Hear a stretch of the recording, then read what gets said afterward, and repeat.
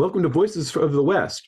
Today we have the pleasure of talking with a very prolific author that, boy, I think I've been working on with your books for just about 10 years or so, just shy of that.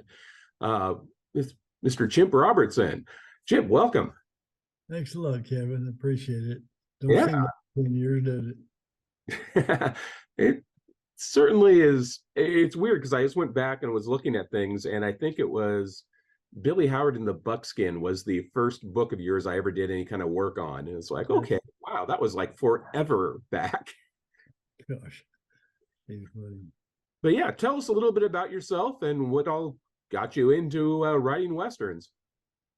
Well, I was born in the country on a ranch. I've been around the horse all my life, and my dad's a cowboy. My granddad was a cowboy until he was 90 years old. And I had nothing new as far as horses and saddles and cattle and cold weather and stuff like that. So I didn't have to learn any of it. We lived in the country, and I didn't go to any of the movies back in those early days and learn, watch stuff. I just learned it by being a horseback. And as far as riding is concerned, Mom, when she married Dad, she was about 17, and he had a ranch job on a little one-room camp way off, and with no running water, no electricity, nothing. Took her out there when they got married, and he'd saddle up and leave, be gone all day long. So she got to writing stories on an old tablet, and no one knew about it. Of course, 70 years later, when she passed away, 80, my sister went through her things helping out, and she found those stories and gave them to me. I started looking at them, and some of them like 2 or 3 pages long, and the best little story. I thought, man, that's good characters, good background, good mission, good ending, and then it'd be over. Little short ones, and she had a whole box of them, and that's where I got the interest. And now, when the boys grew up, I'd tell them the stories Dad told me, and Granddad, Dad Brian said, "You ought to write those down. They'll be gone one of these days." So I wrote. That was my first little book. It was called just about a family legacy, about short stories and tall tales, and I got that published, and that's where I got and then I hooked up with you and Nick, and got that first one. And been doing them ever since then, and putting Yeah. out on a very regular basis at that point too. So obviously you have the complete background as a horseman, as a rodeo rider, as a whole heap of different things in the Western world. What is it about Western books that really excites you or it really interests you? Well, it's because it is about cowboys and horses, and I never was around very many outlaws, but everybody knows about them, and I just like those kind of stories. Mostly when I started reading, it was more of either military or the old West of scouts and Indian hunting, Indian fights and stuff like that.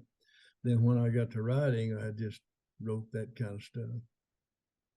Makes sense.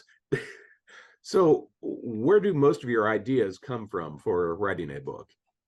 I don't know about that, Kevin. I've watched a lot of your interviews, and I've wondered myself if I was ever asked that question. But I remember when the boys were real little, and I did the same thing my granddad did, the same thing my dad did, and then I was running cattle and working horses, doing my own stuff, and I had those boys, and I'd be so tired at night I couldn't hardly talk, and say, "Okay, boys, it's time for bed." And they'd say, "Well, you tuck me in?" Yeah. So I'd tuck them in, and Brian, my oldest one, would say, "Tell us a story." So I just sit there by the bed, and I'd make up a story using their names and their horses. And, Brian and Gary was riding across the pasture, and the Indians got after them, and they had a gunfight, but they got away, and I just make up a story, Westerns. And now I look back on it, some of them was regular things I use now about Indians and outlaws and things. And I just started out by telling them stories. And now Brian, he got a little older, and And every night I'd tuck him in, and he'd tell me a story, tell us a story, and I'd tell him one. So it got Brown started working on me. He'd say, okay, tell us 15 stories. And I said, no, I'm tired. I'll tell you one. Okay, tell me 8. No, I need to go to bed. I'll tell you 2. Well, how about 3? Okay, I'll tell you 3. So they got me up to where I'd tell them 3 or 4 stories every night till they grew up almost. That was So made up you're Western. used to a steady pressure to make more stories really fast. Yeah, just made up Western stories. And then when I hooked up with you and Nick, I thought, well, I'm going to try to write one. So that's where I got started. Very good. What, in your opinion, makes a good Western?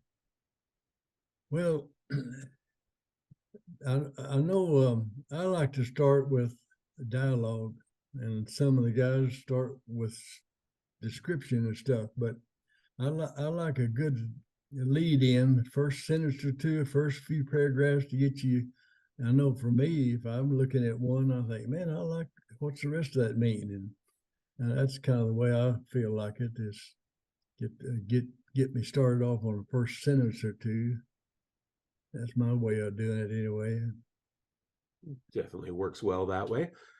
Do you find when you're trying to come up with ideas for stories and such like that, how much do you think about the reader? Well, yeah, I do. I probably not as much as some, but I think more about what my hero, my main guy, has got to go through and think up things for him to do. And you know, I saw a long time ago where someone was saying, "Well, what if?" You remember you heard that? Well, what if he didn't turn the corner? What if this or what if that? So I do a lot of that, and maybe have a paragraph, and I'll think, well, what if he did this instead? But that's kind of the way I do it anyway. Makes sense on it. So tell me a little bit about what you're currently. So you started out here with the Lonnie Taylor books, and he's been a youngest mountain man, the youngest marshal, the youngest, a whole bunch of different things here. But tell us about your most recent books and a little bit about the character. Yeah, I finished up. I had a 4-book series with Lonnie Taylor. I had the Mountain Man and the Bounty Hunter and the Deputy Sheriff and then the Texas Ranger. Then I shut that off, or just told Nick the other day that's the end of that. And hadn't even planned on doing nothing for a while. I wasn't, and I just, all of a sudden I thought, okay, I know what I'll do. 17 years later, his dad's retired, and of course, like a lot of the stories, bandits come in and wipe out his family, and he chases them from Texas to Arizona. It's Lonnie Jr. So I'm starting off with I'm into my next one is Lonnie Jr. The youngest sheriff in Arizona. So that's where I'm at on that. Okay, so I have to think about it and a good Arizona cover coming up then. Yeah, and I get to have some cactus for a change. Time or two, you and I would work on a cover, and I'd say, "Well, this is in Oklahoma. Can you get rid of those big old cactus?" Sure. He'd wipe them right out and make me a good cover, and I appreciate Yeah, I've it. been running pine trees and things like that for so long. I got to go back to cactus. You've done a good job on them covers. I appreciate it. It's a lot of fun. Thank you. Always a pleasure to work on yours. So where are you going next with you have basically that it's his actually you have an entire history of family relations going through your books. You're all back to the Jedediah books and Jed's Boys and all those kind of things. They all seem to be interlinked together. Do they all exist within the same time frame for you, or? Yeah, pretty well. That 1880, 1887 in there, 85, a lot of that. That's kind of, I can't get too modern if I'm going to have gunfights and, there's always outlaws. There are outlaws today, but they're different horseback. So I try to keep them in the 1880s, Mm-hmm. late 1880s. I mean, I guess a guy could write 100 books about in that time frame if he wanted to. Yeah, technically, some people have put out a good 100 books out on just, work in the classic Western time periods. But I mean, well, what do you think about all of that? Because some people start Westerns as like, well, you have a set date for the end of the Civil War, and then you have to go to basically, some would say 1890, but Yeah. that's where most of the heavily published Western books come in. But the actual Western era is more from everything from 1800 all the way up to about 1930, 1940, depending on some parts of the country. What parts of the West would you like to explore that you may not have yet? Well, like I said, I'd like the best where I'm at in the 1880s, but Nick had me to write one of a modern Western. Ah, And I did that called Come and Get It and take, China was coming in wanting to buy those ranches, and he's a modern cowboy, had still having horseback and stuff, but they were in cars and modern guns. And I wrote that one, but I hadn't thought about moving up to the early 1900s yet, but I guess I could.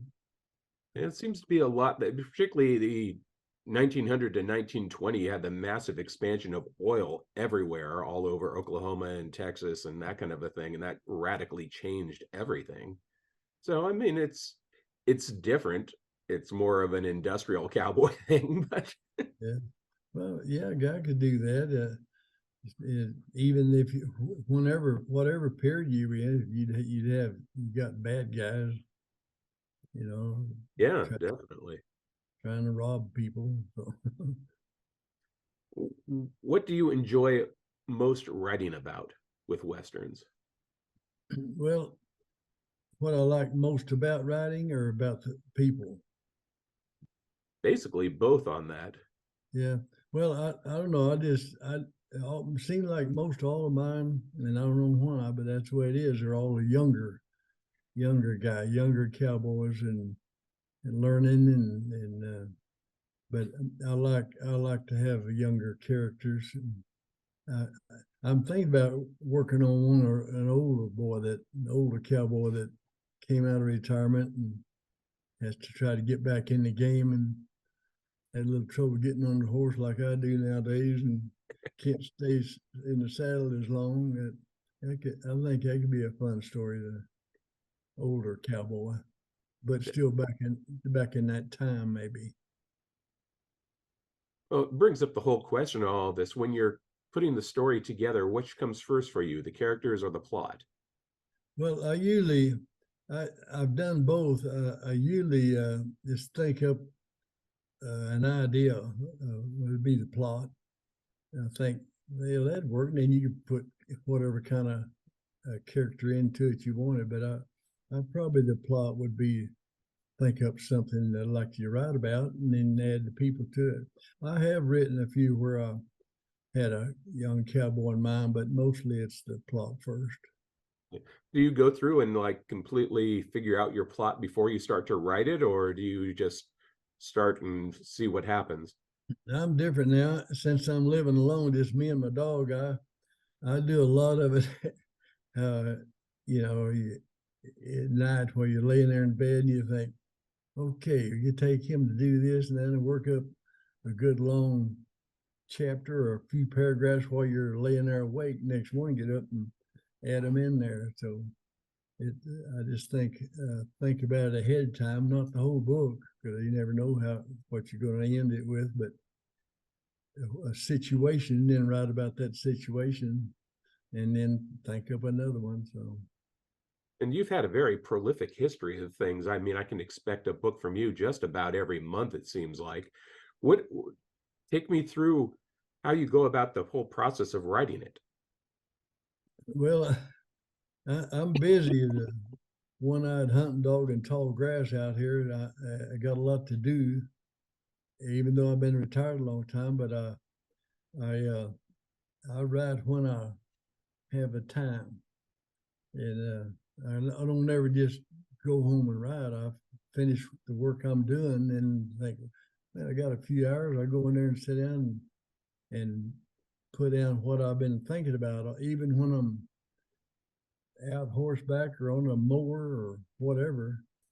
So, what is the most valuable piece of advice anyone has ever given you about writing?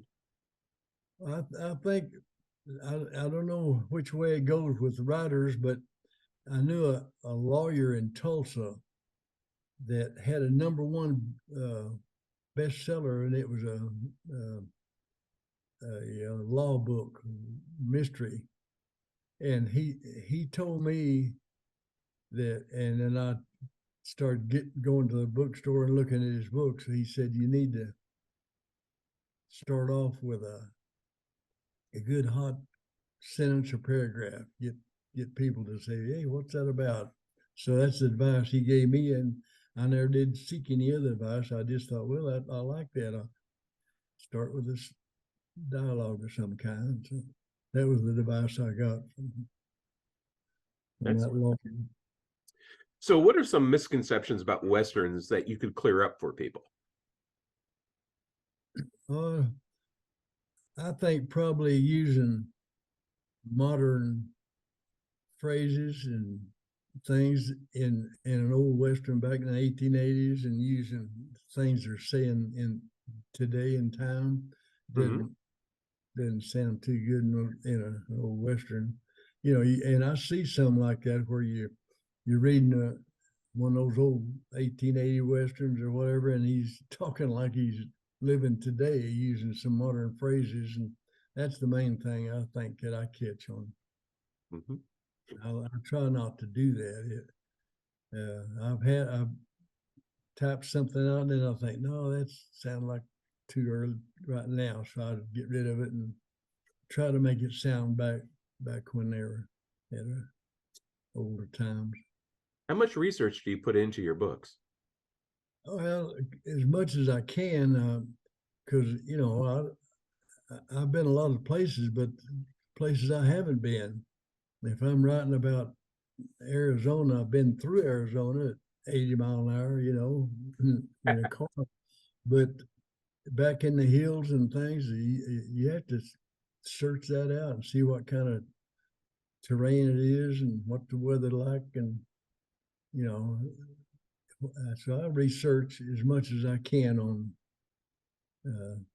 Probably not as much as I should, but I do. Well, you have the distinct advantage of that you've lived it all, so you can always draw on that.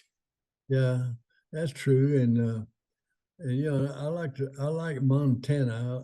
I've never lived in Montana, so when I write about a book that's in Montana, then I have to really dig into it and find out a little more about it, about the country. Definitely.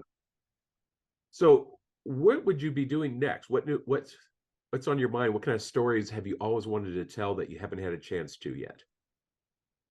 Well, I don't know because I could pretty well come up with them and start. You Yeah, get a long list of books, yes. yeah, and I don't have any plan. I got one planned out ahead, but not any more than that. Like I said, I wouldn't mind doing what you're talking about, one 1890s and 1900, but most of mine are, at least right now, are the same pretty well time frame, and so one at a time about all I handle. I like your notion of the older cowboy coming back into that because there's something, it was a very limited time period Yeah. just for what was the Western era and what people think is a classic Western and all that type of thing going on into there. And the world changed dramatically in just a couple years. It's kind of like what's going on now with AI and computers and all that kind of thing going on. Everything is changing like extremely rapidly. So getting a Western, and particularly somebody with the experience that you have of being outdoors on a horse, living life just out there, getting that kind of a reflection of somebody in 1890 seeing the world changing and getting that perspective would be really cool. Yeah, I think so too, because you know, you get an old boy that that, like I say, is older now and pretty old, but still able to do something, and they don't do it the way he used to do it, and he has to adjust, and I think that'd be a good idea. Absolutely. So where can people find out more about your books and about you? Well, I have a web. It's just www.chimprobertson.com, and that's got all my books and stuff. And of course, I'm on Facebook. I wish I wasn't so much, but I don't dig into Facebook. I'm on it because I have these books, and I've got a lot. I've written. I got three true cowboy books, and that's how I got into. And I knew a lot of cowboys, rodeo cowboys. I'm talking about, and so they would tell the story about, you remember that time we were down in Florida and he drew this certain old bull, and I thought, man, that's a neat story. So I got to talking to them, and so they started sending me their stories, and some of them just 2 pages long or 3 pages long, a good funny little Western cowboy story, true. So I wound up with Rodeo Stories was the name of that first book. There's 130 stories in it. And then guys that missed out, I got Rodeo Stories 2 and Rodeo Stories 3, and they're all true stories. And so I had a lot of fun writing those, but most of my fiction. So everything of yours is available up on Amazon, and definitely you're on all of the Dusty Saddle pages, and of course with chimprobertson.com on that type of a thing. Anywhere that people can contact you or be able to interact with you as an author? Well, through there, that I got my emails and my addresses on Amazon, and I don't get much through email from people, but I get a lot through the Facebook. Like I say, I don't dig into Facebook like some do. And I had an old Army buddy that told me one time when I first got started on it, and he retired from IBM, so he knew what he was talking about. But he'd say, man, you got to get in this. You can talk to anybody. You can say anything you want to. And I said, man, I don't want to get in on that. So I just got in Facebook to communicate with those rodeo cowboys, and that's how I got started with Facebook. But they can get me on there. I'm on Facebook. Excellent. Well, thank you for joining us today. I appreciate you taking the time to tell us a little bit about you, about your books, and how well you got to that point in the journey. Well, it's a major honor meeting you and Nick and Bruce, and I've enjoyed it, and I appreciate all the help y'all have given me. Well, hopefully keep it up for many years to come. Okay, me too. Thanks. All right. Thank you, Chimp. Appreciate it very much. You bet. See you.